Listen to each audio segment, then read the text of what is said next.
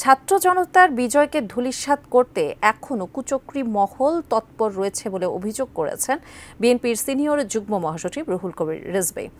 তিনি বলেন, লুটপাটের অর্থ ব্যবহার করে দেশকে অস্থিতিশীল করার চেষ্টা চালাচ্ছে তারা।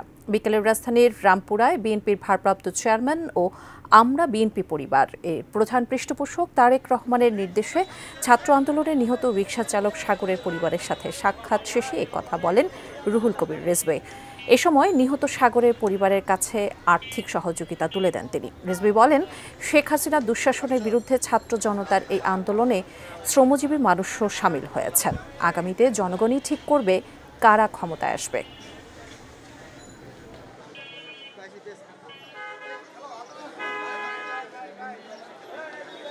এখন তো আমরা আলাপ আলোচনার মধ্যে দিয়ে অনেক সমস্যার আমরা নিরসন করব, কিন্তু এখন আবার রাস্তায় ব্যারিকেড এবং দেশটাকে নানা দুর্যোগের মধ্যে ঠেলে দেওয়ার পায়তারা করছে যারা, তাদেরকে আপনারা সবাই চেনেন, আমরা সবাই চিনি।